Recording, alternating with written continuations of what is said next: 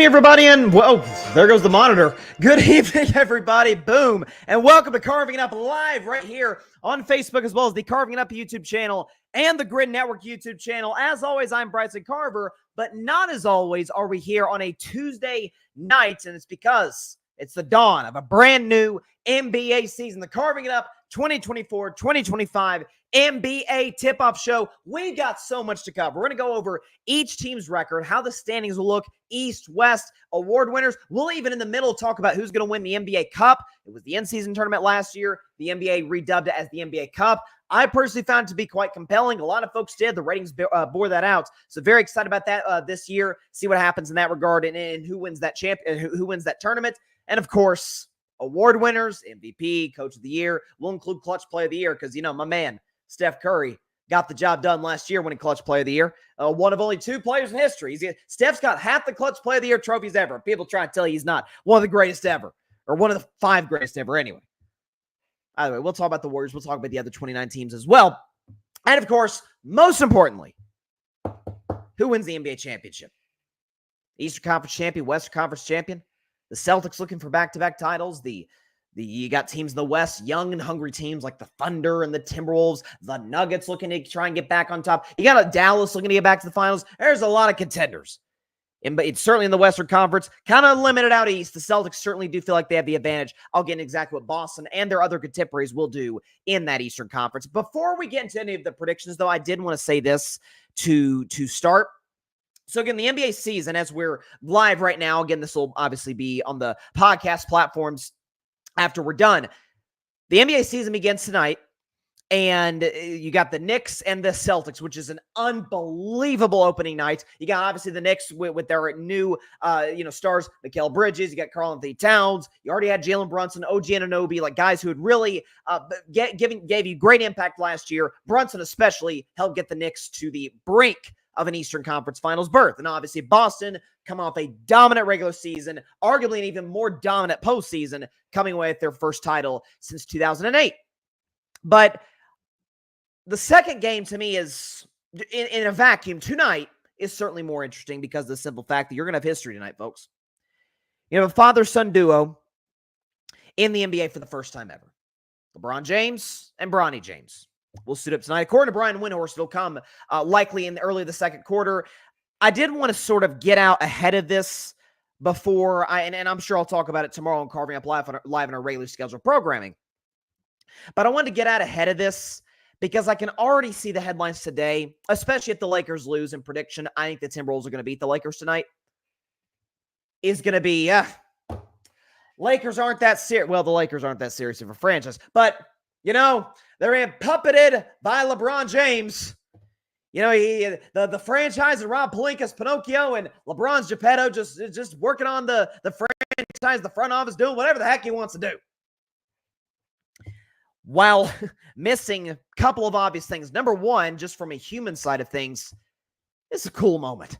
You have LeBron James, who has put in about as much equity and sweat and blood, sweat, and tears on the floor as any star, certainly star player in the history of the NBA and arguably in professional sports. 22 years, he now ties Vince Carter for the most seasons played in the NBA. Listen, could this be his last season? I don't think so. LeBron's the type of guy, like a Kobe Bryant, like a Michael Jordan, that feels like he want to go out on a retirement tour, on a farewell tour. That could come. I think it's going to come in potentially next season in year 23. It'd be fitting for number 23 to go out that way. But who knows? Maybe this is it. But we celebrate it in Major League Baseball. Ken Griffey Sr., Ken Griffey Jr., who, by the way, are going to reportedly be at Crypto.com Arena in Los Angeles tonight. So like kind of a cool full circle moment in that regard. But more than anything else, not even past the human side of it, people acting as if, because, you know, I talked about this when the show started. People acting as if it's this unforgivable sin, I think are being disingenuous. It's October 22nd, 2024. 4 teams going to play tonight. You have a slew of other teams. The majority of NBA teams have their opening night tomorrow night on Wednesday across the league. You're going to have plenty of teams who make certain decisions on their rotations that are not based off, oh, we have to win this game. Well, we're gonna obliterate the Lakers if they lose to the Timberwolves and say, "Oh, this is a disastrous loss." What is happening? No, it's night one. Again, you'll see what I think about the Lakers as well as the other teams in a couple of minutes. But I just want to get out ahead of this, in advance, because I think I am. I don't want to say outraged, because to me, there's an outrage machine on social media that feels pretty fake, to be completely honest with you. But listen, I'm pulling for Bronny. Bronny's not an NBA ready player yet. He's going to go to the G League as he should. He needs to develop. He's clearly got the capabilities. He's a good defensive player. Can be a kind of a streaky shooter. A lot of guys that come in the NBA streaky shooters. Not everybody can be the Splash Brothers, or in this case, maybe the Splash Cousins. Getting to that in a few minutes. But listen, I'm pulling for Bronny. Anybody who's not pulling for Bronny, I feel like is kind of in the name of, oh, we hate nepotism. I didn't hear that same energy when Thanasis Antetokounmpo was on the Bucks. I didn't hear that when J.R. Smith's brother was on the Knicks. Didn't hear it then. There's some guys less qualified than Bronny being on NBA teams. Didn't hear Pete.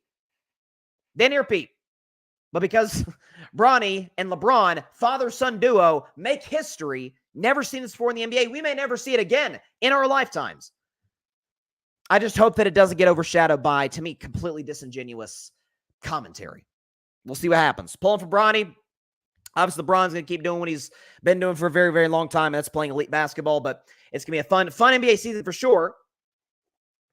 So, without further ado, I mean, let's just go and get into the standings. We're starting the Eastern Conference. Basically, what we're going to do is I kind of divided. I usually do this on this annual show, divided into tiers.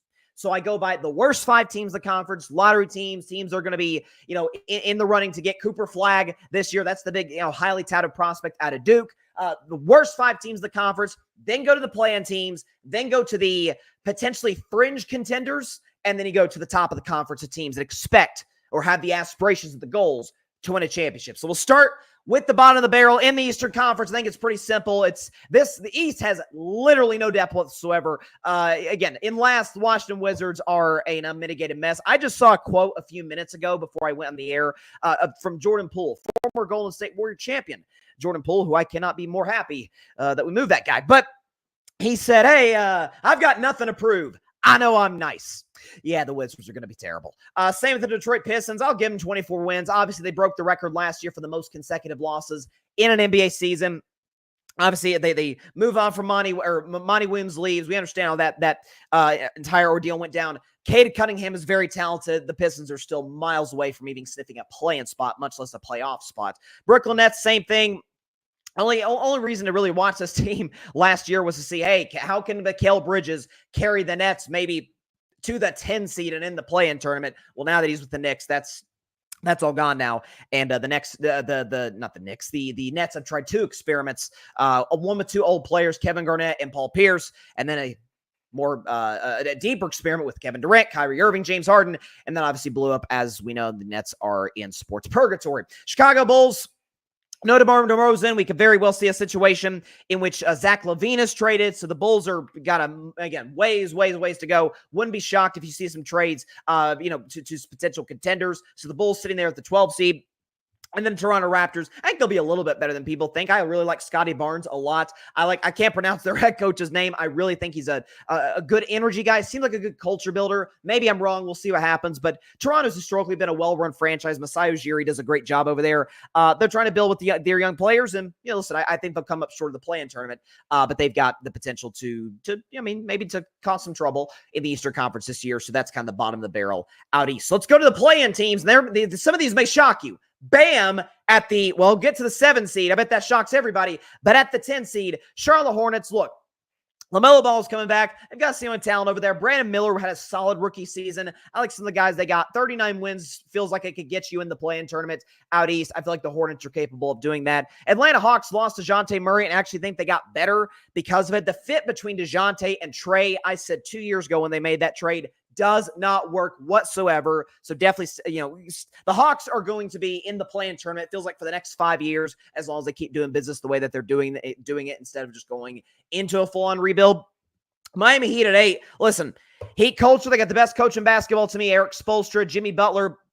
coming off a tough season professionally and personally a year ago. He'll come back reinvigorated, but this team just does. I mean, it feels like we say this every year, and they've gone to the finals, 2 of the last 5 seasons. That said, we were in a spot with the Heat where they just simply don't have very talented players beyond Jimmy, Bam Adebayo, and Tyler Hero. I don't love what they have. Jaime Jaquez is nice. I liked him in college, like him with the Miami Heat, but just don't have the upside, even in a weak Eastern Conference, to really make a noise in the regular season. Philadelphia 76ers at 7. I'll tell you exactly why I have Philly in the play-in tournament again. It's pretty simple. Got the news this morning, as I'm sure everybody did, that Joel Embiid and Paul George out tonight. Now, as I said earlier, does that mean losing their opening night game? I believe they play Milwaukee, if I'm not mistaken. Does that mean it kills their season? Of course it doesn't mean it kills their season. What it does is it sets a precedent, and it's a precursor, I believe, for future problems to come. I like Nick Nurse. I think Nick Nurse is a very, very good head coach. I'm a big-time Tyrese Maxey fan, and I've been a Paul George fan over the years, but the reality of the situation, as he's in his 15th year, he's still very productive, still could potentially maybe be an all-star in the Eastern Conference. Who knows? And I think he was a good addition to this Philly team. But I do not trust Joel Embiid's health. The idea that Embiid, as he gets older, is all of a sudden going to become more durable. Embiid alluded to the idea that he cannot play back-to-backs the rest of his career, i.e. somewhat Kawhi Leonard style. And we see where Kawhi is at this stage of his career. So I think with Philadelphia, the talent's clearly there. Again, Kelly Oubre, they've got a reasonable amount of depth. I like some of the moves they made. But at the same time, this is injuries. I always say this. I remember talking about the Nets years ago when they had KD and Kyrie. And I used to always say this about Brooklyn, that if I have more questions than I have answers about you, then I simply can't buy into you as a contender. The fact of the matter is, Philly hasn't been to an Eastern Conference Finals in Joel Embiid's tenure. Only MVP in the history of the NBA to have never gone to the conference finals at any point in his career. I simply don't see that changing for Philadelphia. So they will be at the top of the play-in tournament. Let's go now to the fringe contenders. Who knows? Maybe potential contenders in the Eastern Conference, teams that'll avoid missing the play-in tournament and be straight into the playoffs. There you go. At the 6th seed, I got the Milwaukee Bucks. Listen, there's not much I like about this team at all other than Giannis and a Damian Lillard who is getting up there in age. Listen, Giannis Antetokounmpo to me is undoubtedly, unquestionably, irrevocably one of the 3 best players in the National Basketball Association, along with Nikola Jokic and Luka. This guy is as dumb as they come. I've said often that he is the modern day Shaquille O'Neal. He's certainly not as dominant as Shaq. Shaq was in a realm of his own in that regard, but the most dominant player within 5 feet of the basket that we've seen since Shaq. Damian Lillard, who I've been a fan of for years on the show, is showing signs of age. And in the event that Giannis, God forbid, knock on wood for him, were to get hurt like he did a year ago, are we going to see Damian Lillard be able to shoulder that load the way that he did, was able to do in his prime years in Portland? I don't see it. They have an aging roster, and Doc Rivers, listen, I love Doc as a human being. He seems like a good dude. Everybody who talks to Doc loves Doc, other than JJ Redick, evidently. Those coaches, that at the Milwaukee Lakers matchup could be interesting to watch. But point of all that is, now they have Darvin Ham on the coaching staff. Like, it's the coaching staff's bad in Milwaukee. I think the vibes are kind of off for the Bucks. It's hard to believe this is a team that won a championship 3 years ago, and without an injury to Chris Middleton, I think would have gone to another finals. By the way, speaking of Middleton, he's already hurt. So too many issues with Milwaukee. Again, more questions than answers. They'll be the 6th seed, but they will avoid the play-in tournament. Listen, I was impressed with what I saw from Indiana last year. I think they'll win 49 games. Tyrese Halliburton's been one of my favorite young point guards since he came into the league in 2020 with the Sacramento Kings. Led the league in assists last year. Actually got the Pacers to the NBA Cup final. Led the last year's called the play-in tournament. Now it's the NBA Cup. Led the Pacers, albeit against an injury-riddled New York Knicks team and an injury-riddled Bucks team, but led him to the Eastern Conference Finals, where without him, they pushed Boston. Matter of fact, they actually pushed Boston more than Dallas pushed Boston in the finals, which was quite a surprise to me. And I think to a lot of people. Love Pascal Siakam. I wish he was a Golden State Warrior. One of my Warriors to trade for him for years. Miles Turner's one of the best shot blockers in basketball. They've got an insane amount of depth. This might still very well be the best offensive team in the NBA. They can score 140 points on you in the blink of an eye. Love this Indiana Pacers team. I've always been a Rick Carlisle fan, as maligned as he is. I still think he's a very, very good coach. The Pacers will be the 5 seed out east, and the Cavaliers will be the 4 seed. I think it's going to be really, I think Donovan Mitchell, I think there's a potential he could very well have a first-team All-NBA year. Like, I think there's always that one guy a year that we're like, oh, man, like he popped. First team All NBA year, second team, whatever the case may be. The reason I say that is, okay, this is year 8 for Donovan Mitchell? That's around the time that guys start to kind of move into the heart of their prime years. And it gets to the fact that Donovan Mitchell, first Cavalier since the 90s, 80s, 90s, to lead the Cavs to a playoff series win, obviously, with the exception of the great LeBron James. And he just got a new contract, so he has long-term security with the franchise. I think they got a really, really smart coach what's my man's name for the Golden State Warriors who coached there last year? Kenny Atkinson. That's who it is. Kenny Atkinson, great coach, great developmental guy with some of the young guys, Evan Mobley in particular. They wanted him to kind of take that big next step in Cleveland. Like the Cavs' young talent, Jared Allen's as great of a shot blocker as there is, so the Cavs will be the 4 seed. I might hate Cleveland. I got to be objective about Cleveland. They will be the 4 seed in the Eastern Conference. And to go to the top, obviously no surprise at number 1 there, but let's go to number 3 first. The Orlando Magic, ladies and gentlemen, will win 50-plus games. They'll win 52 games this season. I'm a Paolo Banchero believer, and I'm not ashamed to say it. Listen, I was skeptical about this guy coming out of Duke in that 2022 draft. I'm like, when you look at previous number 1 draft picks, does he have the upside? Obviously, LeBron, Magic Johnson, guys, Shaquille O'Neal. We got to put those guys aside. Those are all-time legends. But does he have the upside even of a Cade Cunningham, who was drafted in 2021, who scouts loved in that draft? And I remember before he played his first NBA dribble, and he came in the Magic organization, the first thing I remember him saying is, I want to be a leader. I'm like, you don't hear 19, 20-year-old kids saying they want to be a leader. That tells me that he's got the work ethic. That tells me he has the drive to lead kind of a dead franchise up from the grave and into relevance. And that's what he did, almost getting the Magic to the second round in only his second year in the NBA. I've been a Jalen Suggs fan since Gonzaga. I love how hard that kid plays. Wagner, obviously. By the way, sneaky offseason pickup. The Orlando Magic, who a lot of folks thought would get Klay Thompson, they said, no, we're going to get another sharpshooter with championship experience. We're going to go get KCP, Kentavious Caldwell-Pope. It's a well-coached squad. It's a great, great defensive team. Added KCP adds a veteran presence. Paolo Banchero will continue to evolve and develop his game. Magic, ladies and gentlemen, will be the 3 seed in the Eastern Conference. 1 and 2 feel, I don't want to say obvious, but the Knicks, to me, have the best argument of anybody out east that they can take the Boston Celtics down. I've got them winning 54 games this year. Listen, love Jalen Brunson. The guy is as clutch as they come. He went on as impressive a postseason run as we've seen in quite some time as it pertains to just dragging a beat-up Knicks team to the point where he himself gets injured in a Game 7 against the Indiana Pacers. Obviously, they had Karl-Anthony Towns a couple of weeks, 2 to 3 weeks ago. They had Mikal Bridges. For a while, it looked like we were going to get the Nova Knicks. Then DiVincenzo gets traded for Cat, obviously. They bring back OG Anunoby. They have Miles McBride, I like off the bench. Listen, it's my only concern for this Knicks team, folks, is pretty simple. It's 2 words: Tom Thibodeau. That concerns me all because the fact that despite the talent that this team has, the Bulls were talented, and the Timberwolves were talented, and these Knicks are talented. And as great as Tibbs is, and he is, if there's any regular season coach you want, it's probably him because you're going to get the best out of a Tom Thibodeau coach team every single night. But come playoff time, man, it's a battle of attrition.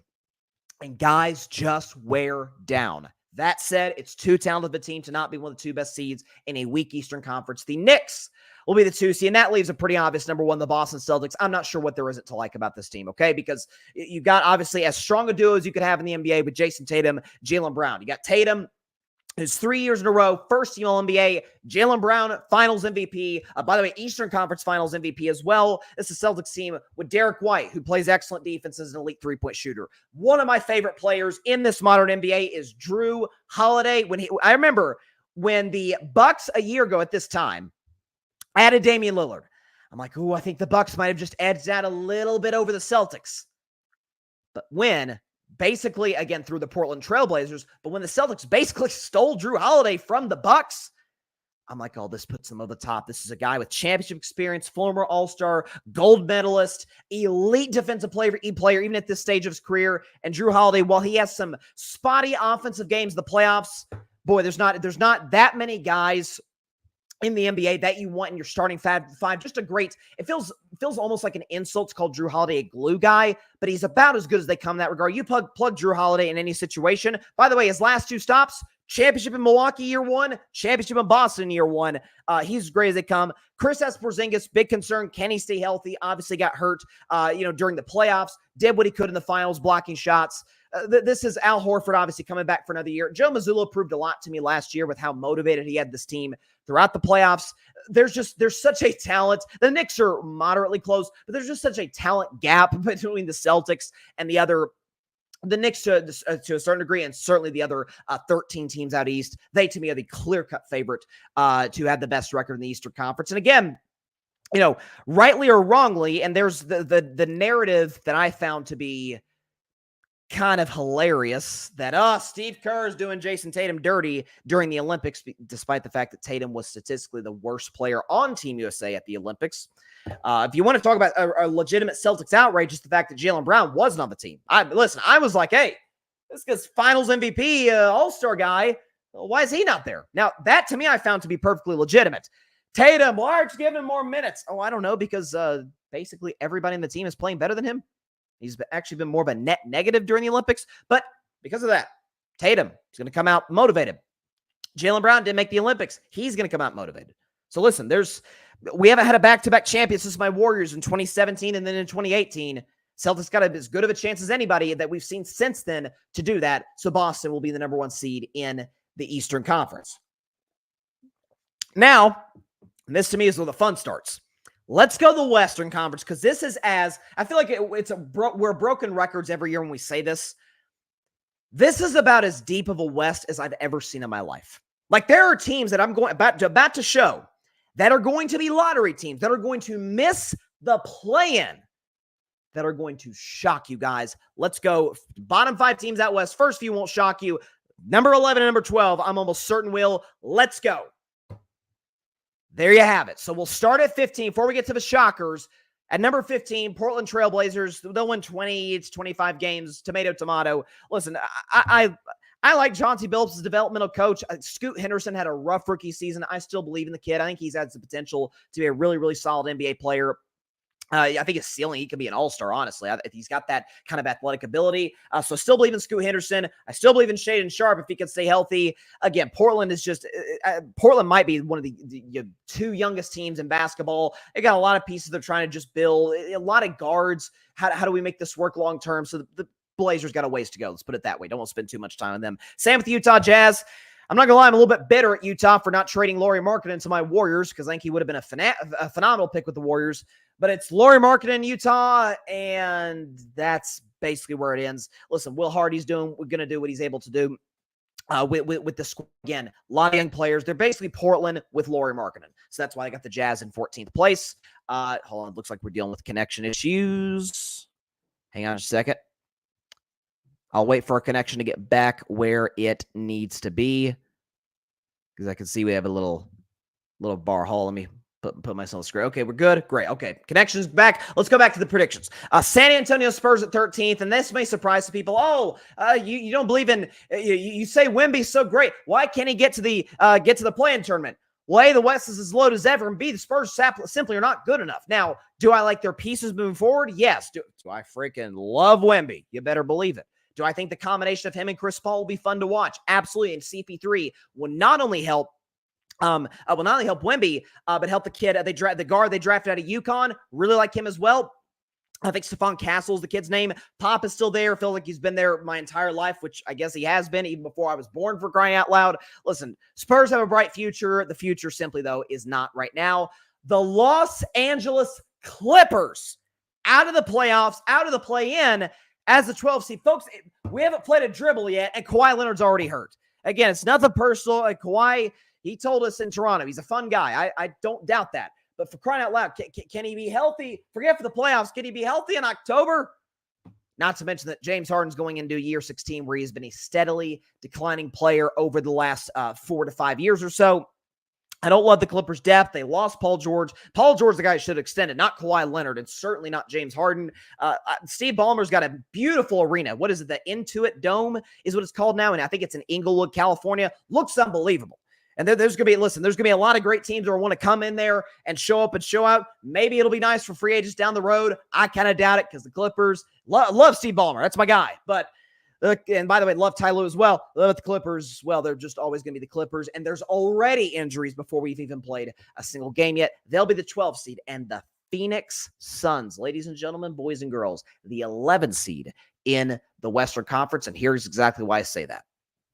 And this is probably my first bold prediction of the night. You know what? Let's go and put myself on camera because I got Phoenix winning. What was it? 38 games. 40 games. I had the Clippers winning 38 games. Suns winning 40 games, and as the 11th seed out west, I think Kevin Durant is going to get traded before the end of the season. I don't know where. I think the Timberwolves are a potential destination. I'm still giving up not giving the idea that my Warriors could potentially be a spot for KD. All I know is that I feel like KD is in. This is year 18 for Kevin Durant. And he's, I don't want to say as great as ever, but he's still awesome. He's come off a year where he just averaged 27 and was integral to Team USA winning gold medal in what was the most stacked Olympic pool of teams worldwide that we've ever seen, bar none. As efficient of players we've ever seen, I can go on and on about Kevin Durant's greatness. Here's what I know. The Phoenix Suns hired Mike Budenholzer to be their head coach. Don't love that. Matt Ishbia, their owner, is, I don't know if he's trying to show off his perceived or self-perceived basketball intellect by, hey, we're going to go get Bradley Beal. We're going to try this little trick. It's not going to work. Bradley Beal's injury prone. Love Devin Booker. Really like Devin Booker. It feels like he's going to be hanging out to dry once KD is gone. KD's too great to be playing for a team that is at best a first-round exit team. That's their ceiling. He's too great to be playing on a team like that. He ought to be playing on a contender. Again, I think the Warriors have the assets to get him. I think the Timberwolves in the cat trade, and by the way, the reason I said Timberwolves, they'd be a contender if they added KD, but also KD and Edwards on the Olympic team, very much a big brother, little brother type of relationship. Maybe certain conversations were had over the course of the summer in Paris that, hey, we got to the conference finals. KD, this year, at the twilight of your career, you're still great. Great enough to be the second best player on a championship winning team. Come on, my man. Let's do it. Let's win a championship together, just like we won a gold medal together. So KD, I think, is going to be traded, which is going to leave the Suns hanging out to dry because Bradley Beal, God bless him, knocking on wood for him, but he's injury prone. And so the Suns, as well as the Clippers, along with obviously the Spurs, Jazz, and Blazers, will be out of the postseason mix, out of the play-in mix. Speaking of the play-in tournament, let's go and put up those teams. Okay, so from 7 to 10. So start with 10. New Orleans Pelicans at the 10 seed. Again, once again, in the play-in tournament. It's a matter of health, y'all. Zion Williamson. It's so sad because we saw in that, remember that playing game in April when they played the Lakers? And the Pelicans were at home.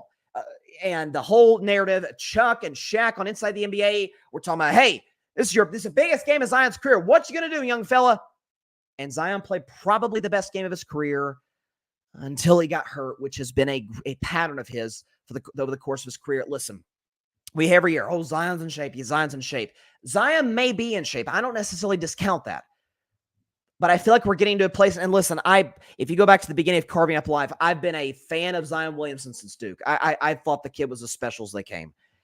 I'm not sure that his body, that his frame can hold up long-term in the NBA. That feels like an obvious statement to make 5 years in, but it's just, even if he does the right things, if he eats right, if he trains right, I don't know if it's sustainable long-term. They added DeJounte Murray. I'm a big CJ McCollum fan in terms of his veteran presence, and I love Willie Green because he comes from Steve Kerr's coaching staff. But at the end of the day, I just don't think the Pelicans have the stability and the reliability of their best player being Zion Williamson to be able to make any noise beyond a play-in entrance. Memphis Grizzlies get a lot of guys back. They'll be the 9 seed. They got John Morant coming back, Jaren Jackson Jr. They got some nice young talented guys on that squad. Shout out Gigi Jackson. Really cool story last year. Was kind of the one bright spot in what was a pretty forgettable Memphis Grizzlies season. I think he'll be a big contributor for them this year. But again, I only have him as a 9 seed because I thought they were a fluke, certainly in 2023, which is why the Lakers knocked them out handedly in the first round. That season, and I'm pulling for Ja. God knows I'm pulling for Ja as a human being because we know the off-court issues that he suffered. But I think it's fair to say I got to see it first because we've had repeated incidents. I'm not saying that he's going to do it again, and God knows I'm not pulling for him to do anything irresponsible once again, but I do have to see that from him. And by the way, I got to see him be healthy. Like last year, as the 25-game suspension comes back, I remember he had a buzzer beater on TNT in his first game returning. but then got hurt again. And Ja, like Zion, has had a problem staying healthy. Again, this is a Grizzlies team that's got plenty of talent. I just don't think that they're frankly good enough to put it together, anything past being the 9 seed in the Western Conference. Lakers will be right where they were last year, 8 seed, winning 45 games this year. I love the JJ Redick hire. I think it's a clear upgrade over Darvin Ham. The problem is they did basically nothing in the offseason. Now, adding Dalton Connect, my man out of Tennessee, and it makes me sick as a Warriors fan that Connect is a Laker. And by the way, Snoop, shout out Snoop Dogg. It's Connect 4. Connect 4 is a better nickname than Westside Connect. I just want to put that out there. I love Dalton Connect, pull him for him. Not too much because he's a Laker, but I love Dalton Connect. Listen, it's like you've got to we know the great LeBron James. He's in year 22, and we saw in the Olympics he very well might have been the best player on the team at almost 40 freaking years old. He's unbelievable. He's a phenom, in my opinion, the greatest player ever. Different story for another show.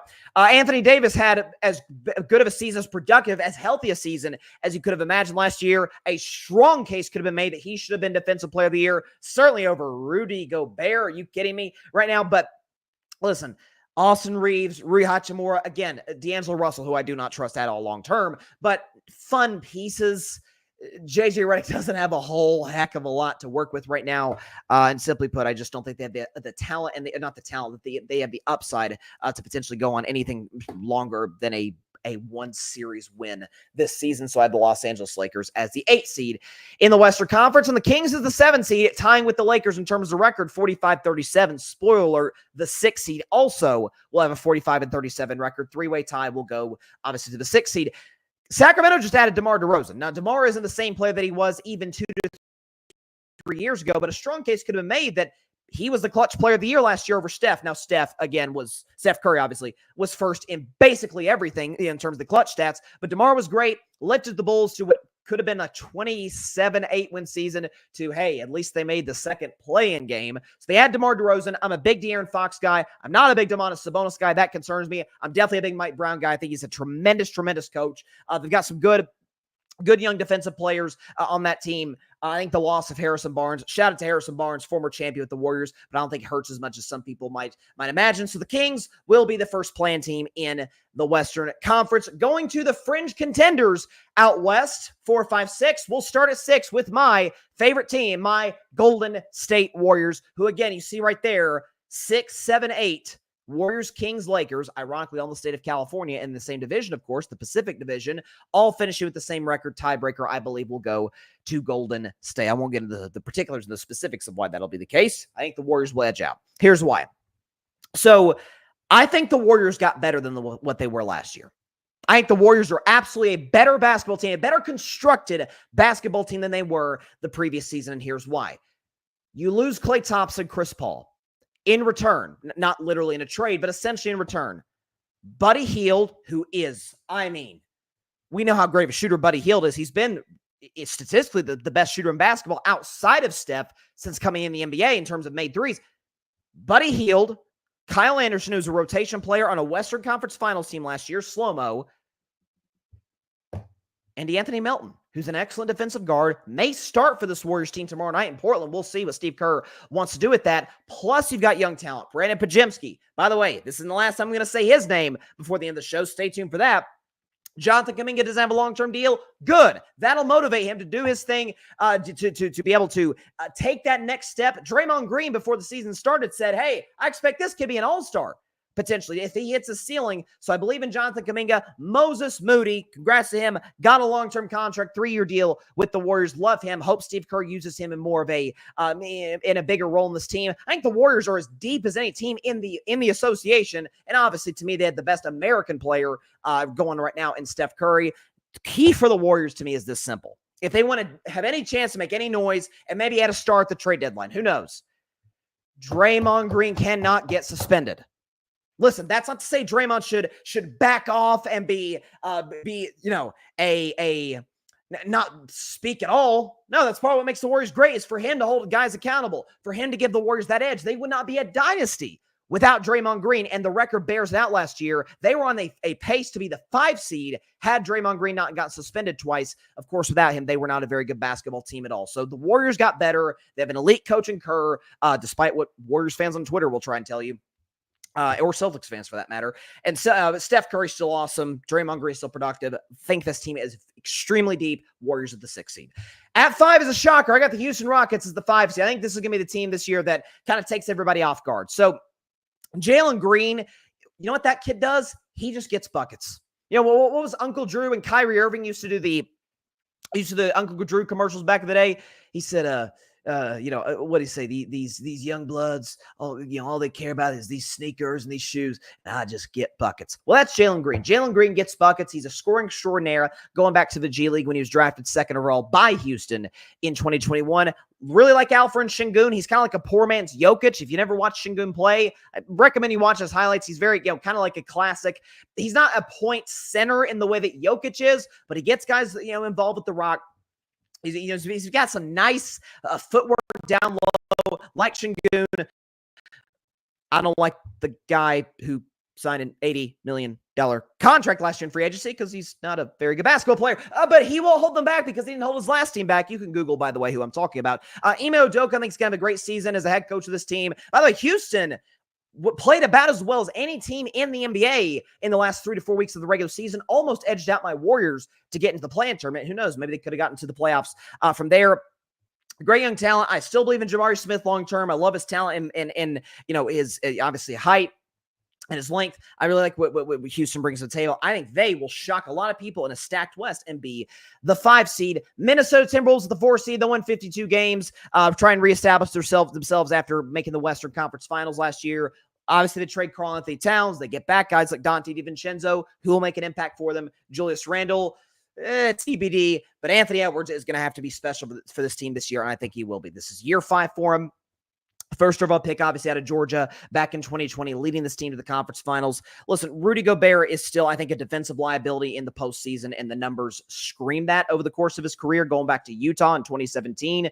With that said, he wasn't as much of a net negative as he has tended to be in the past. And again, I think it'll actually help him to a certain degree with Karl-Anthony Towns. Again, Cat's more of a space, guy's going to provide space. Rudy isn't. But I think that'll help Rudy. Chris Finch, I've been skeptical of him for years. I was very impressed with some of the adjustments that he made over the course of the postseason. Mike Conley is one of my favorite veteran point guards of the league. So I don't know if the Timberwolves quite have the ceiling to win the Western Conference this year, but I think they're a 50-win team. They'll be the 4 seed in the West. Now we'll go to the top 3 seeds in the Western Conference. 1, 2, 3. At 3, the defending Western Conference champion Dallas Mavericks will win 56 games. Look, Dallas obviously adds my man Klay Thompson over this offseason. And I think this is the most important year of Luka Doncic's career. So obviously we know Kyrie Irving, but Kyrie, if nothing else, Kyrie's legacy to me is kind of set, especially the fact that he finally contributed to a team not led by LeBron James, to helping them get to the finals last year. Kyrie will go down as maybe the greatest ball handler ever, as a guy who broke my heart in 2016, hit arguably the clutchest shot in NBA history, Game 7 of that finals to help bring a championship to Cleveland. Kyrie's legacy is pretty much set. Luka, far from it. This is year for Luka Doncic, year 8. Year 7 for Luka. We know the capability that this guy can bring to the table in the postseason. He's a 30-point-per-game guy on a nightly basis over the course of his postseason career. The question is, can Luka evolve his game into one that incorporates his teammates more than it does? Because this is the best supporting cast that he's had. With Klay Thompson as your 3rd, potentially 4th option, we'll see with having Kyrie Irving as that great number 2 option in the clutch, especially.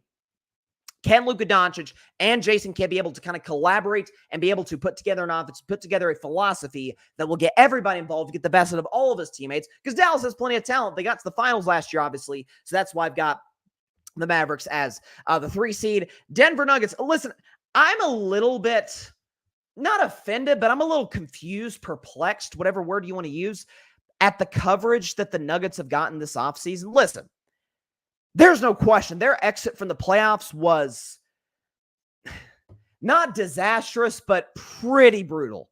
You got a 20-point lead at home in that altitude against a Minnesota Timberwolves team not full of kids. They've got vets, Cat, Rudy, and Mike Conley. But Anthony Edwards never been on that stage before. And despite how great Nikola Jokic was, despite how great briefly Jamal Murray was in that game, Nobody else showed up to the party, and the Nuggets collapsed, blowing a 20-point lead at home in a Game 7 to lose to Minnesota. I think this is a motivated team. The Westbrook edition, I don't know how I feel about it. Listen, I think he helped the Clippers more than he hurt them, as opposed to, the Lakers, and at times even with Oklahoma City in the playoffs. The numbers would certainly show you that in the eye test as well. We'll see what the Westbrook fit is. That's kind of the big question for this team. I still think Michael Malone's a really, really good head coach, so I believe in him. And Nikola Jokic, to me, is the best player in all basketball, in all the world, in my mind. So Denver really didn't lose. They lost KCP, I guess, but the core is still there. I think the Nuggets are going to have a really successful season, and Jokic is going to be out for blood, especially not just how their season ended in the NBA, but how the Olympics went. How Team USA was, on the ropes against Jokic and Serbia in that semifinal game. And Steph Curry said, I'm going to just rip y'all's hearts out of your chest. KD and LeBron obviously contributed down the stretch of that game. So the Nuggets will be the 2 seed in the West. And at the top of the conference for the second straight year will be the Oklahoma City Thunder at 59-23. Listen, Shai Gilgeous-Alexander is a very trendy MVP pick, and you understand why. This is a guy who, by the way, finished second for that award to Jokic a season ago. 30-point-per-game guy. Jalen Williams, really good co-star. Wanted to see a little bit more from him in the postseason. Sneaky big-time addition for this team. Alex Caruso, adding him from the Chicago Bulls. He's got championship experience with the Lakers. Elite defensive player, really solid three-point shooter. Mark Dagnall, I think, is a really good coach. Last year's a postseason exit, by the way, Chet Holmgren as well. Officially year 2 for him. Year 2, at least for him playing. He missed the first season of his career with injury. I think that playoff exit to Dallas, especially in a spot where it felt like there were stretches, particularly in that Game 6 when they got closed out in Dallas. It felt like there was certainly we see young teams go on the playoffs, but it felt like that was a good maturation point for them where, hey, SGA cannot be a little bit similar to Luka, not as extreme, but as ball dominant. If we want to go deep in the playoffs, Oklahoma City has plenty of depth. Oklahoma City has shooters. They have length. They have size. And they've got arguably a top, 5, 6, 7 player in the NBA and Shai Gilgeous-Alexander to lead them there. I've said all offseason I liked Oklahoma City as the best regular season team in the West, and the Thunder, I think, will be the top seed in the Western Conference. To the comments, because I see we got some people in here. Or is it Pete as far as people, it's Jeff. Jeff! Got to feel bad for Ant-Man. The Timberwolves Moonoff Cat, one of the biggest big mans and best shooting big mans for some role pieces, was horrible. And to make matters worse, the team around him is a C-. All I got to say is his second best player is freaking Rudy Gobert. Yeah, they set him out for failure when he's in the prime of his career. I will say this, because I bagged on the Timberwolves for years, because for years, most of the time, I think up until now, I think they've had terrible front office management. They basically gift wrapped and handed Andrew Wiggins and Jonathan Kuminga to my Warriors, and we got a championship out of it. With that said, and I said this when they made the Cat move, don't be shocked if these moves were to get Kevin Durant. These assets, Mike Conley, DiVincenzo, Julius Randle. It's why I think the Suns will be terrible this year, because I think KD's going to be gone by February, by the deadline. So if that's how they end their season, with these pieces, yeah, I think they kind of messed up there. But if it's to get a bigger fish, so to speak, an elite co-star for Ant Edwards, watch out for the Minnesota Timberwolves. So there you go, Jeff. OKC for sure the number 1 seed. I don't know how if they're my favorite to come out the West, though. Well, you will see my predictions in the Western Conference in a few minutes after I get to award predictions. Jeff, I think the Kings are a sleeper team in the West this year. Yeah, that's why I have them as the top playing team this year. Again, they had some injuries last season ago. They weren't, 2 seasons ago, they were the best offense in basketball. It took a 50-piece from Steph Curry to knock them out of the playoffs in 2023. I'm a big De'Aaron Fox fan. He's a clutch player of the year winner. Okay, Domantas Sabonis, I don't trust in big games at all. I think his resume would show you that in Indiana and certainly in Sacramento. But the DeRozan pickup's big. This isn't a situation where the Kings are going to have to get on the back of De'Aaron Fox over and over and over. There's not many closers, at least in the regular season, as elite, as consistent, as efficient as DeMar DeRozan is. So I thought that was a really good pickup on their part. And I think the Kings can make noise this year. I've got them as a 7 seed. Maybe they'll be better. Before we go to break, I did want to go and put this up on the list. Some people may laugh at this, but hey, I think it's fun. The NBA in-season tournament, which debuted a season ago, now it's called the NBA Cup. Obviously, you got the same divisions or whatever they're calling it. The groups got 3 groups out east and out west. I thought it was a blast last year. Those games we had games in November with the intensity of playoff games. I remember there was one game between Phoenix and the Lakers. KD, LeBron. It was a fantastic game. The Lakers went on to win the in-season tournament. Now the NBA Cup, and the NBA Cup champions this year, I believe, will be a team I think is going to shock folks: the Houston Rockets. Okay, Houston, people forget a year ago, almost made this tournament. So I think Houston, again, 1 year more mature. Jalen Green, well coached with Ime Udoka. I think the Rockets, ladies and gentlemen, will win the NBA in-season tournament, nowadays called, of course, the NBA Cup. So with that, we'll be back to give predictions for NBA awards. Be back in just a minute on the Carving It Up 2024-2025 NBA Tip-Off Show.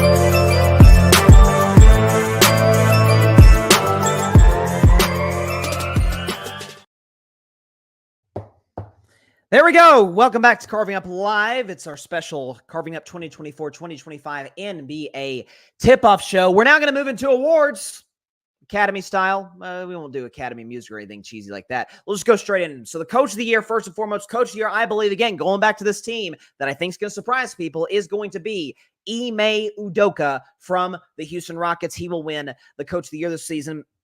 Listen, I think this is a guy who, listen, we understand he helped the Celtics get to the finals in 2022. There was a situation that got him, led to his dismissal from the team. He ends up with the Houston Rockets. And again, a team that had promise, but kind of needed some direction. Not a lot of veteran leadership over there. Here comes Ime Udoka, who played in the NBA, who was on a Greg Popovich coaching staff, who led the Celtics as the head coach to the NBA Finals previously. This is just with a doctor order, got off to a slow start, but really heated up toward the end of the year. I think they'll take that momentum into this season. And Ime Udoka, because the Rocket, oftentimes Coach of the Year is the team that shocks a lot of people. Like last year, people thought the Thunder would be good, maybe a playoff team. People did not think they'd be the top seed in a stacked Western Conference. That's why Mark Dagnall got Coach of the Year. Nobody expected jack from the Sacramento Kings 2 years ago. They ended up being the 3 seed and the best offense of basketball. So Mike Brown gets Coach of the Year. The year before that was Monty Williams, different set of circumstances because the Suns just crushed everybody. Like that's usually who gets Coach of the Year. Unless your team is historically dominant and just blown out the whole league, or you shocked everybody, or your team was better than you thought. It's kind of a similar situation in the NFL as well. I don't necessarily think it's the most technically sound way to vote for the award, but that's usually how they vote in the award. And so for that, under those circumstances, give the Coach of the Year to Ime Udoka. To the newest of the awards that were going on, and frankly, I love it. I wish the NBA come up with this years ago, because to me, we do these LeBron, Jordan debates and all this stuff.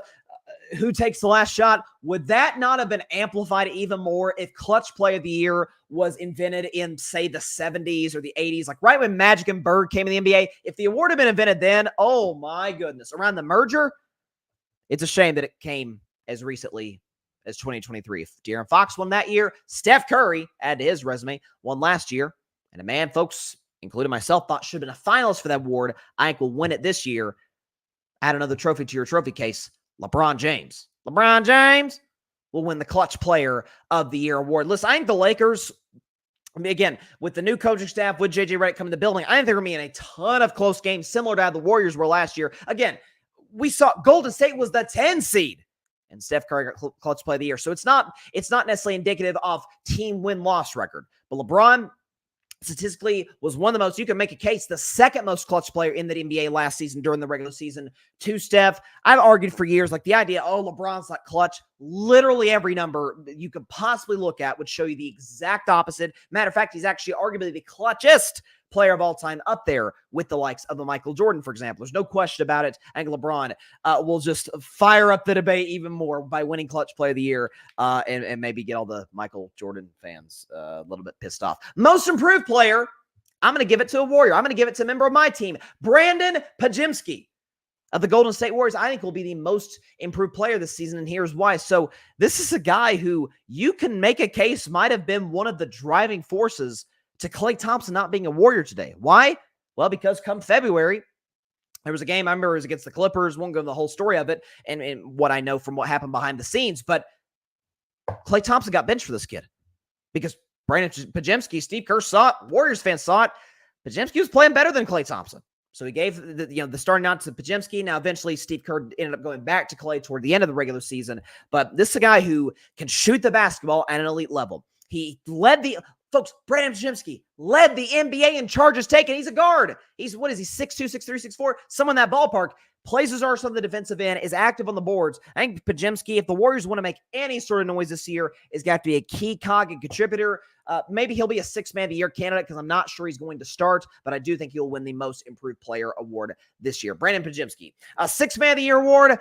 It seems like I predict this guy every year, and I'm not going to go away from it. Malik Monk of the Sacramento Kings. This is a guy who every night, and shout out to Naz Reid last year. I love Naz Reid. I campaigned for the Warriors to go and get him in 2023 free agency. But Malik Monk's a guy who can literally step in off the bench and absolutely light. I mean, we know how loud that the Golden One Center in Sacramento can get when they light that stupid beam. But come off the bench, be a spark, can dunk on your head, could shoot the basketball, could score at every level. I remember he had a game winner against my Warriors last year. Again, is he going to be crazy efficient? Not necessarily. He reminds me a little bit of a more in-control J.R. Smith. That's kind of what Malik Monk reminds me of.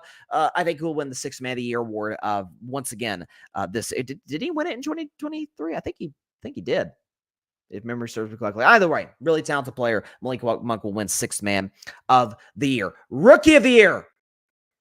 For the Houston Rockets, Reed Sheppard. If you don't know this kid's name, you better. Ladies and gentlemen, this kid shot 50% from three-point range at Kentucky. Listen, I may be a Tennessee Vol fan, and I'm not pulling for no Wildcats under just about any circumstances.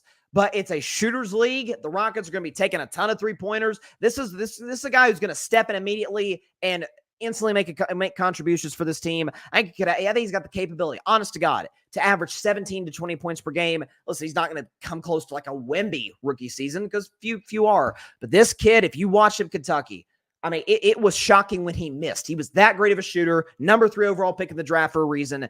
Reed Sheppard, uber talented kid. Hate that he played Kentucky. Hate that as a Vols fan. Nonetheless, I think he will be your Rookie of the Year. Defensive Player of the Year. It should have been this guy last year, so he's going to make up for it. Victor Wembanyama will be Defensive Player of the Year this season from the San Antonio Spurs. Wemby, I think, is going to average 3 blocks this season.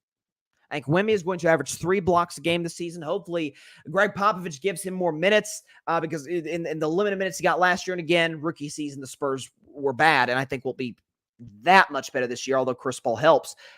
I think this is going to be a dude who is going to show he can defend the perimeter because he showed me the ground that he can cover with his length, with his size. I listen. There's certain athletes. Wemby isn't Shohei Ohtani yet, but like Shohei Ohtani, there's certain athletes where it's like you can't replicate that. Steph Curry in a different sense. Steph Curry not necessarily physically, but in terms of a specific skill that he has. Certain athletes you can't replicate. Wemby's one of them. Again, if it weren't Wemby last year for Defensive Player of the Year, I thought it should have been Anthony Davis. I thought Wemby, if the criteria is, well, you had a bunch of blocks. Well, Wemby had more blocks than Rudy in fewer minutes in games played. So there's that. Wemby will be Defensive Player of the Year. And MVP, because they're going to need him to be, Ant-Man Anthony Edwards will be the most valuable player in the NBA this season. Again, I think the Timberwolves are going to be a 4 seed. I know there's a lot of people that are down on this team after moving Karl-Anthony Towns for the pieces that they got. Again, I'm still not discounting the idea. I hope they don't trade for KD because I hope my Warriors trade for KD, but the Timberwolves will probably have the assets to do it with potential draft picks. Again, this is a guy we kind of saw him come into his own over the course of the playoffs. Yes, he kind of wore down by the time the conference finals got started, but that's the longest, as is the case with guys like Tyrese Halliburton, for example. It's the longest stretch of basketball that the guy has played in his career. I'm sure Anthony Edwards is in fantastic shape. He's a great athlete. Got in better shape. He was in poor shape. He got in better shape than what he has the previous years of his career. Timberwolves are going to rely on him. Yeah, they had Naz Reid. Yeah, they had Mike Conley. Rudy Gobert doing whatever Rudy Gobert is going to do. Who knows what that is? Donte DiVincenzo. They've got guys, but they're going to need this dude. This is year 5 to kind of step up. This be the first true year of his not apex prime, but entering that stage of his career. Listen, I wish the Michael Jordan comparisons would stop because it's not fair to Anthony Edwards. Let Anthony Edwards be the best Anthony Edwards. That's all I got to say. And I said it throughout the playoffs last year. But I think Ant-Man will be the most valuable player this year in the NBA. So let's go back over those. Coach of the Year, Ime Udoka of the Houston Rockets. Clutch Player of the Year, LeBron James from the Los Angeles Lakers. Most Improved Player, Brandon Majemski of the Golden State Warriors. Sixth Man of the Year, Malik Monk of the Sacramento Kings. Rookie of the Year, Reed Shepherd from the Houston Rockets. Defensive Player of the Year, Victor Wembanyama of the San Antonio Spurs. And Most Valuable Player, Anthony Edwards from the Minnesota Timberwolves. Let's check the comments before we get into playoff predictions. Jeff, not even being biased, Dalton Connect will win Rookie of the Year. You know how good he is. You said it, Jeff. Oh, I definitely know how good he is. He helped us, led the Tennessee Volunteers, my Vols, to the Elite Eight last year. Came that freaking close to knocking out Purdue. I mean, we would have lost to UConn because nobody was beating UConn last year in college basketball on the men's side of things. But scoring extraordinaire. Like if Reed Shepherd doesn't win it, Dalton Connect probably will. Now, will JJ Redick give him those opportunities? Who knows? Over the breadth of the season, we'll see. He's a bucket getter. He can handle basketball. The problem with Dalton Connect is he does not play an ounce of defense. And that, to me, could really cost him in terms of his late game minutes. Now, if he's got it going, he's got 21 points on 7 for 8 from 3, you're going to have to go to him and stick with him. Jeff likes my MVP pick, if I can pull this up here. LFG, Ant-Man MVP. I got to. Listen, they're going to need him to be. I mean, listen, we could say Jokic, Luka, Shea.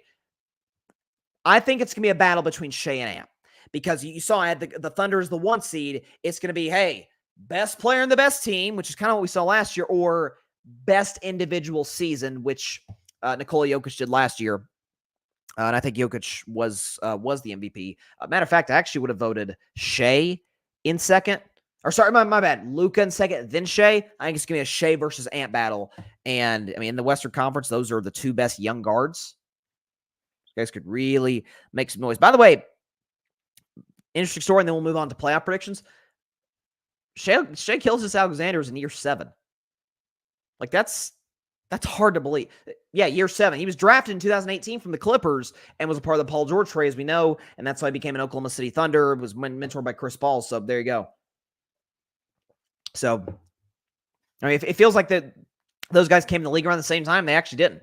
So there you go. Okay. Now we didn't do graphics for all the first round and second round playoff predictions or even the play-in tournament predictions. All I'll do is I've got my notes right here on my phone. I'll read them off.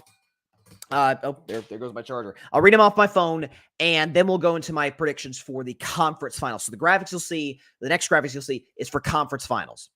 So out east, you'll have 9-seed Hawks, 10-seed Hornets. I think the Hawks win in the play-in tournament. 7-seed Sixers, 8-seed Heat, just like we saw a year ago. I think the Sixers win, so the Sixers will be the 7-seed in the playoffs. The 8-seed Heat will play the 9-seed Hawks. The Heat will win, similar to how the Heat obviously beat the Bulls the last 2 years in the play-in tournament, 8 versus 9 seed, or 8 in that case, I guess one of them, 8 versus 10. Point is, Sixers as the 7 seed permanently in the playoffs. Heat as the 8 seed permanently in the playoffs out east. Out west, 9-seed Grizzlies, 10-seed Pelicans. Grizzlies win, Pelicans out. 7-seed Sacramento Kings, 8-seed Los Angeles Lakers. I got the Lakers. So the Lakers will be the 7 seed in this year's postseason. And then you'll have the 7-seed Kings versus the 9-seed Grizzlies. I think the Kings will win that. So Sacramento will be the 8 seed in the NBA playoffs on the Western Conference side. And of course, the Grizzlies. Man, we'll do Whoop That Trick on the show. You better believe it. We did it in 22. We did it in 23. We will do it in 25. Play Whoop That Trick to troll the Memphis Grizzlies and their cocky selves, given that they have done basically nothing in the Ja Morant era. To the Eastern Conference, in the first round, you have the 1 seed Boston Celtics, the 8 seed Miami Heat, just like a year ago. I got the Celtics in 5, just like a year ago. Listen, playoff Jimmy, who knows? But he is getting up there in age. Boston can, from a talent perspective, just overwhelm a Heat team that, as well coached as they are, just doesn't have it. So the Celtics, again, will advance. 2 seed New York Knicks, 7 seed Philadelphia 76ers, just like we saw from a year ago, and just like we saw a year ago, Knicks in 6. That'll be a chant. At some point in the Garden, that'll be a chant. And, I mean, led by John Stewart and Tracy Morgan and Spike Lee, all of them. Knicks in 6 over the Sixers. So Philadelphia, despite adding Paul George and Tyrese Maxey, my man, getting better and better, and Joel Embiid out in the first round again, and it's yet another year that an MVP, which has never happened in the history of the NBA, at no point in his career has been to a conference finals. Joel Embiid, only guy that can make that statement. The Knicks will knock out the Sixers once again in the first round. 3 seed, Orlando Magic. 6 seed, Milwaukee Bucks. I got the Magic in 6 games. I don't trust the coaching matchup. Don't trust Doc Rivers in the playoffs. Why should I? I do trust Giannis because Giannis has had, some spectacular playoff performances when healthy. Dame has as well, but Dame's getting older. The Bucks roster is old. I mean, is there an outside chance, by the way, Giannis gets traded? I don't think he will be. I think that's more of a conversation for next year for the offseason. And it'll be a compelling one to watch. My gut tells me that doesn't happen this year, but the Bucks, back-to-back years, literally just went backwards after winning the championship. 1 in 21, lost the second round in 22, lost the first round in 23 and 24, and I think it'll happen a third straight year in 25. The Magic, winning their first playoff series since the Dwight Howard era, will knock out the Milwaukee Bucks. And finally, the 4 seed Cavs, the 5 seed Pacers, 2 very, very different basketball teams. I got the Pacers. I'm not big in Cleveland, and plus, the Pacers are a little bit better than the Cavs. Tyrese Halliburton will get the job done with the weapons that he has around them in Indiana. Best offensive team in basketball. The Pacers will knock out the Cavs and move to the second round. In the Western Conference, the 1 seed Oklahoma City Thunder, the 8 seed Sacramento Kings. Fun matchup. I wish the Kings would have beaten the Pelicans last year in the play-in so that we could have gotten this. Because I think a De'Aaron Fox versus Shai Gilgeous-Alexander 7-game series would have been really fun instead of what we ended up getting, Thunder Pelicans. I'll take the Thunder in this spot, but in a fun 6 games, as close of a 1 versus 8 first round as you could see. Thunder advanced in 6 games over the 8 seed Kings, 2 seed Denver Nuggets, 7 seed Lakers. Once again, these 2 teams match up. And why in God's green earth do I think anything's going to change here? I'm not sure Westbrook will be a Nugget at the point of this game, at the point of this series. But as bad as it was in LA with the Lakers, it would be, I'm not exactly in Russell Westbrook's biggest supporter. I've criticized him as much as anybody over the years on Carving It Up. It would be a little funny to watch Lakers fans kind of internally combust with Westbrook on the other side and the Nuggets with the best player in the world knocking them out. So I got Nuggets in 5. Nuggets in 5. Just like we did last year on the show. It's a long story. 3 seed Dallas Mavericks, 6 seed Golden State Warriors. You're telling me that Klay Thompson is going to be on a team that knocks out his old team, the Golden State Warriors? Listen, if this comes down to a superstar matchup, playoff matchup, Luka Doncic, Steph Curry, are we in for a show? And Kyrie Irving doing his thing. I trust the depth of the Warriors. I trust the coaching of the Warriors more than Dallas. And I trust Steph Curry in a 7-game series over almost anybody in the NBA. So give me Golden State, ladies and gentlemen, in 6 games to knock out Klay Thompson. Splash Brother knocks out Splash Brother. And the Splash Cousins, Steph Curry, Buddy Hield, getting the job done, helping the Warriors, of course, with the help of Draymond Green and company, to the second round. Yes, the Warriors will win a playoff series this year, ladies and gentlemen. The 4 seed Minnesota Timberwolves, 5 seed Houston Rockets. This will be a fun series to watch. I got Timberwolves, though, in 5. Fun 5-game series, but the Rockets just won't be able to defend anything. Meanwhile, the Timberwolves, maybe the best defensive team in basketball. Timberwolves will advance to the second round again. To the Eastern Conference, we're close to getting to our conference finals brackets, but to get there, we got to see Eastern Conference second round. It's 1 seed Celtics, 5 seed Pacers, rematch of last year's ECF. Give me the Celtics in a closer series in this spot. In 6 games, Boston wins in a closer series with Tyrese Halliburton healthy. Again, the Pacers pushed Boston with no Tyrese Halliburton. I'll take the Celtics because they simply have a far greater talent advantage, obviously, but at a closer series. 2 seed Knicks, 3 seed Magic. I got the Magic. Ladies and gentlemen, 3-seed Orlando Magic get to the Eastern Conference Finals. Paolo Banchero gets the job done. Part of the reason I'm saying this and calling this upset, again, as I've said over and over and over and over, I don't trust Tom Thibodeau to keep the Knicks healthy with his odd rotations that he, for reasons I can't quite explain, do not evolve from the regular season to the playoffs, running guys into the ground. Josh Hart may play 50 minutes out of 48 minutes a night, for crying out loud. So I'm going to take the Orlando Magic in 7 games to knock out the Knicks and get to the Eastern Conference Finals. In the West, 1-seed Oklahoma City Thunder, 4-seed Minnesota Timberwolves, 7-game series between two guys I think will be 1 and 2, Ant Edwards, Shai Gilgeous-Alexander, for the MVP award. Give me the Thunder in a 7-game series, fun 7-game series, to advance to the Western Conference Finals. And then the 2-seed Denver Nuggets, the 6-seed my Golden State Warriors. And folks, I love Golden State. Oh, I love my Warriors, but I must, of course, be objective. And my Warriors will get knocked out by Denver. We can't. Who are we going to throw out to stop Jokic? I mean, no one can stop Jokic, but especially a team, the Warriors, who our tallest centers are 6'9", 6'10". I'm objective. I love my Warriors, but the Nuggets will knock us out in the second round. Now to the conference finals. Can we go and get the more I guess intense background music on the show right now, because this is the conference finals in the NBA. Here we go, or at least what I think it's going to be.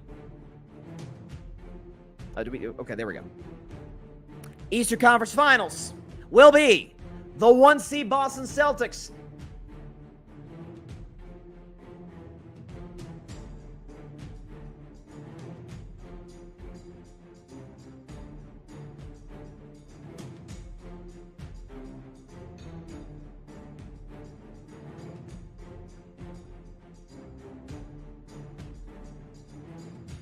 My Wi-Fi went to foot. There we go. I'm back. I apologize for that, folks. Stuck around. Thank you so much for doing so.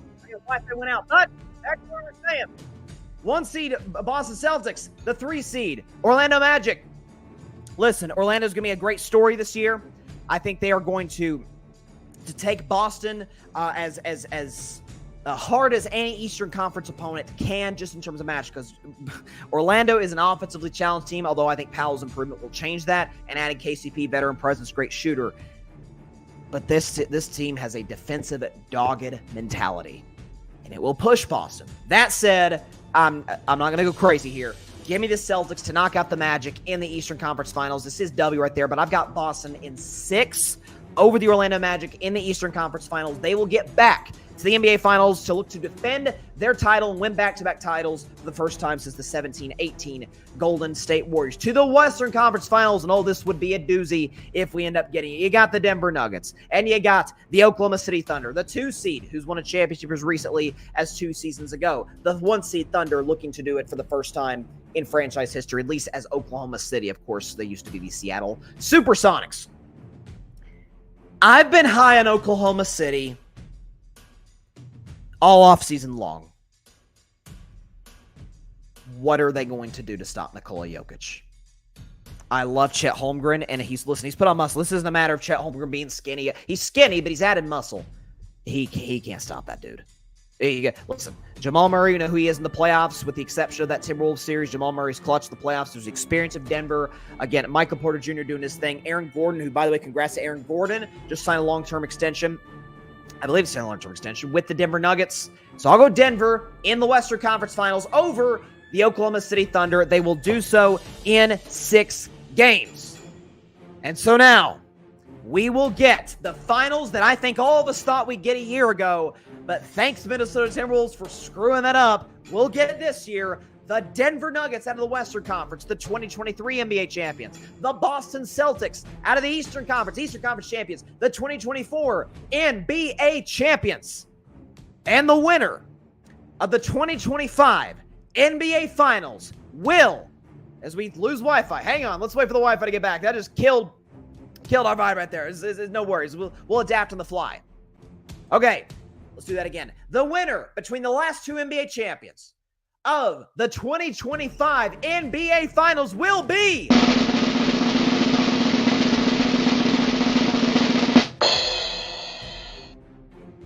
a second title coming to Denver, Colorado. The Nuggets will beat the Boston Celtics in 7 games. A 7-game series concluding in Boston, Massachusetts, but Nikola Jokic.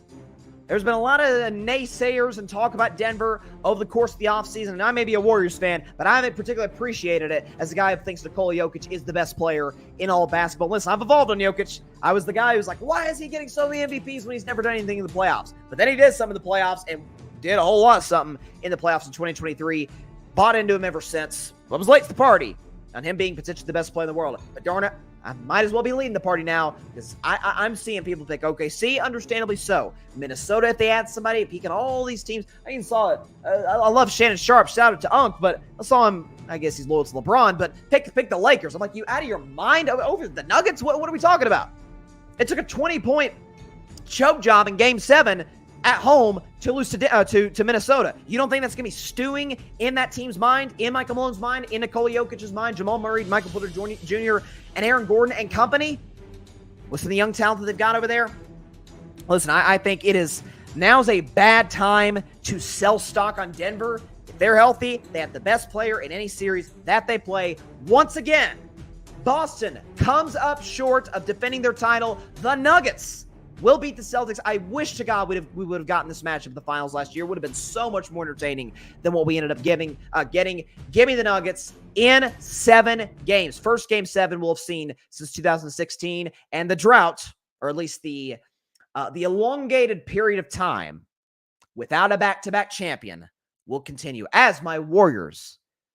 We even when we lose in the second round to these Nuggets, which I think we will, the Warriors still win in the long run because we will continue to be and remain for some time the last remaining, or the most recent at least, back-to-back champion in the NBA. Now, this is our Carving Up 2024-2025 NBA Tip-Off show. Before we get out of here, I did want to say this because the games are about to tip off in like 20 minutes. The Celtics, I'm sure, are probably getting their rings right now as we speak.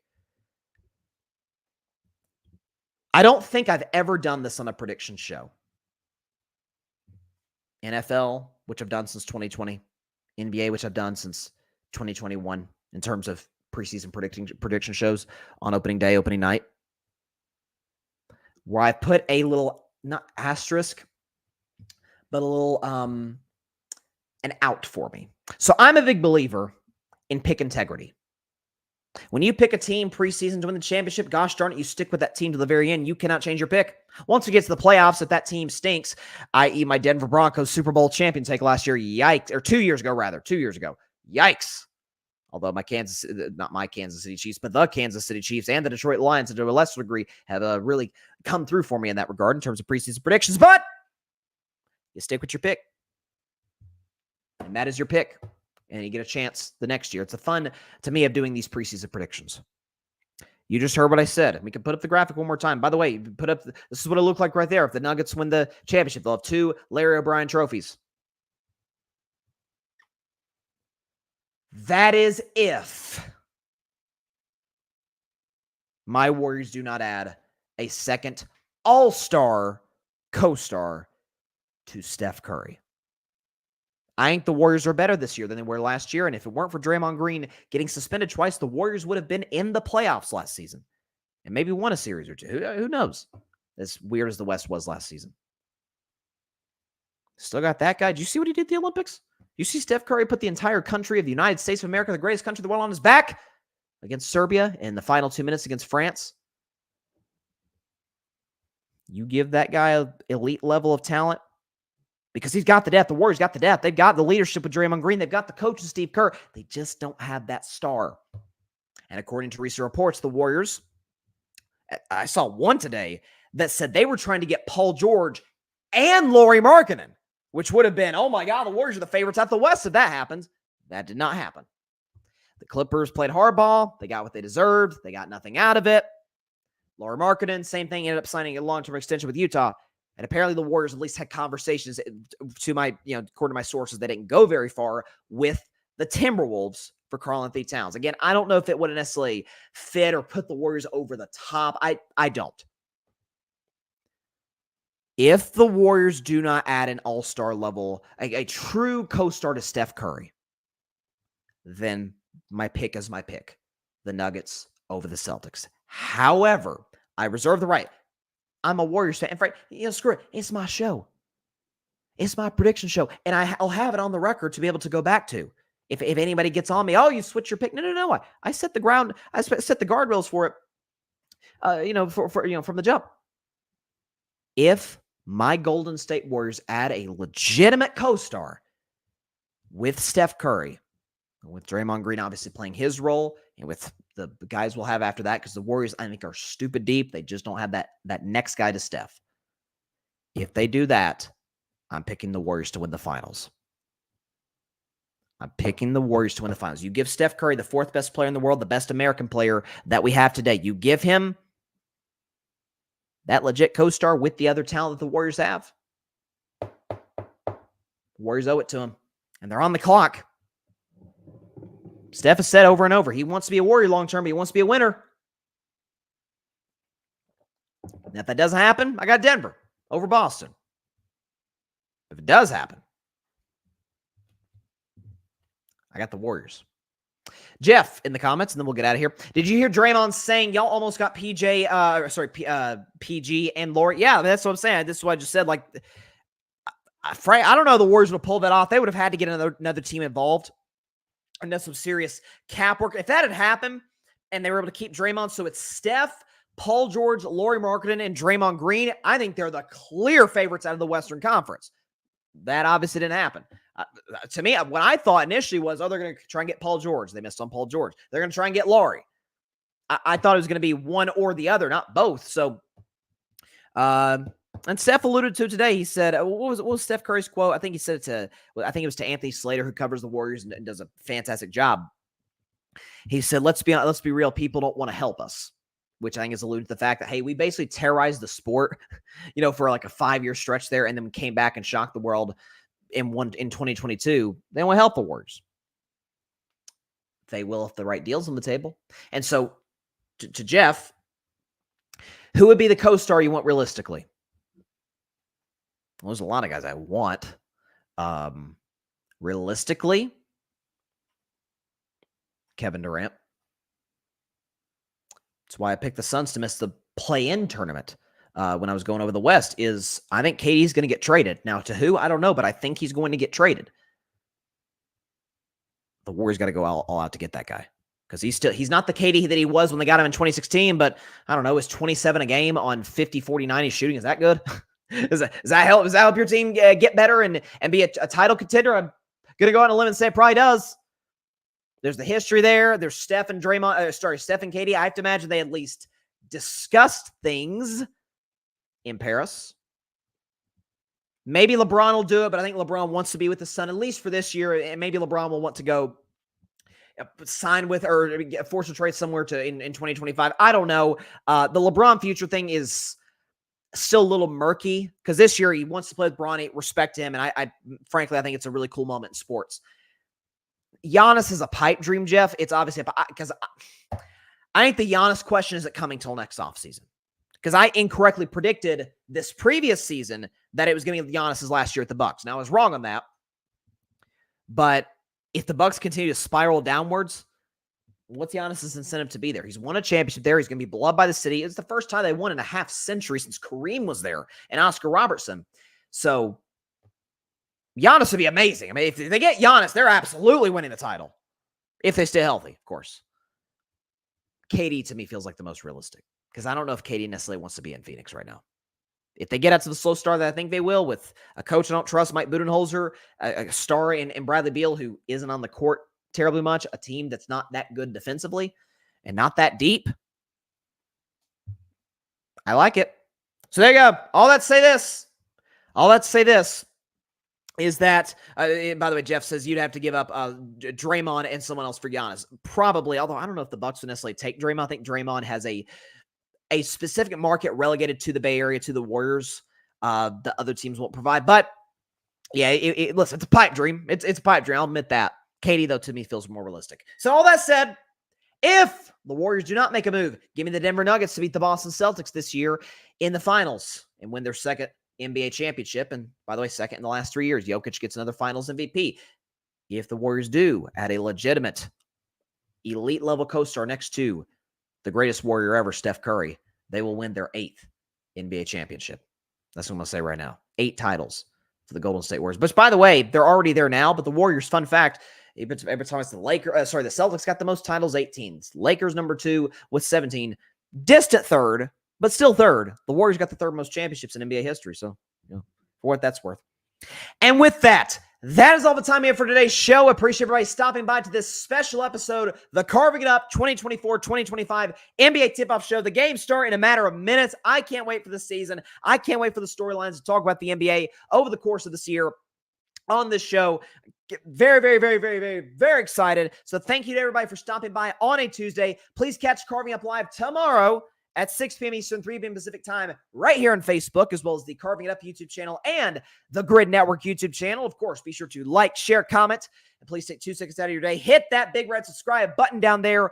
It helps the channel grow exponentially. Please tell your friends about the show, your family about the show, everybody you know about Carving Up Live, except for your sleeping cat. You know when you come home, and your cat is, at least mine does, it just rolls around the driveway. Like I think I've read, like, it means the cat is excited to see you come home, which is nice. So I came home and Nealon was just rolling and turning his body all different types of angles. So I guess that's his way of saying it. He's happy. So that's great to see. But tell everybody you know about Carving It Up Live. Just as importantly, be sure to go subscribe to the Grid Network. That is GRYD, the Grid Podcast Network, right here on YouTube, as well as any and everywhere that you get your favorite podcasts, be it Apple Podcasts, Spotify, iHeartRadio, any and everywhere that you get your favorite podcasts. You can find us at the Grid Network, and you can find us at the Grid in 40 minutes from now, actually a little less than that, for the 8 o'clock spot, which I host /judge /moderate. We got 4 fantastic candidates on tap for you guys tonight on the 8 o'clock spot. 4 fantastic panelists, the best game show in sports. Check that out. Top of the hour, 8 Eastern, 5 Pacific time, live on the Grid Network's YouTube channel. All right.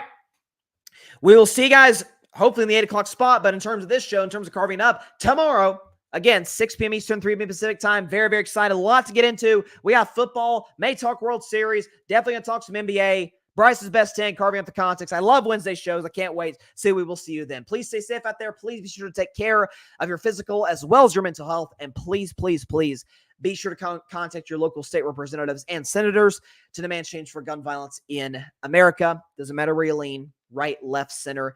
This is an issue that affects every single one of us on a day-to-day basis in this country. And no matter what anybody tries to tell you, oh, it's not a problem. Oh, there's only one solution to the problem. Both are BS. Both are not true. It's a huge problem that needs a number of nuanced solutions to solve it. And again, we're in election year. If there's anybody that it's on the ballot, on your ballot in your state, or federally, of course, that shows no sense of urgency to solve it or address it, either vote against them or vote them out of office, because we have to address this ASAP to protect the people in this beautiful country. All right, NBA is back.